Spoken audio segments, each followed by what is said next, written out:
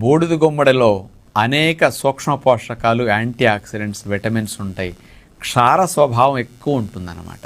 అందుకని పొట్టలో మంటలు తగ్గించడానికి, గ్యాస్ట్రిక్ ఇష్యూస్ లేకుండా ఉండటానికి, హైపర్ ఎసిడిటీని తగ్గించడానికి, అట్లాగే బాడీలో రిపేరు క్లీనింగ్ బాగా జరిగేటట్టు చేయటానికి, రక్తంలో చక్కెర స్థాయిలు పెరగకుండా బాడీకి అనేక లాభాలు కలిగించడానికి, డీటాక్సిఫికేషన్కి బూడిద గుమ్మడి రసం చాలా బాగా ఉపయోగపడుతుంది.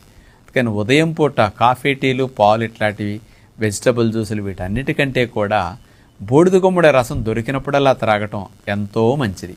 అలాంటి బూడిద గుమ్మడి ప్యూర్ జ్యూస్ని 250-300 ml ఒక గ్లాస్ తీసుకుని అందులో షుగర్ వ్యాధి ఉన్నవారైతే 1 స్పూన్ తేనె కలుపుకోండి, ఇబ్బంది లేదు. షుగర్ వ్యాధి లేనివారు 2-3 స్పూన్లు తేనె కలుపుకునైనా త్రాగొచ్చు. కావాలంటే కొద్దిగా నిమ్మరసం కూడా పిండుకు త్రాగొచ్చు అనమాట. ఇట్లా ఎవ్రీడే బూడిద గుమ్మడి జ్యూస్ త్రాగినా నష్టమేముండదు.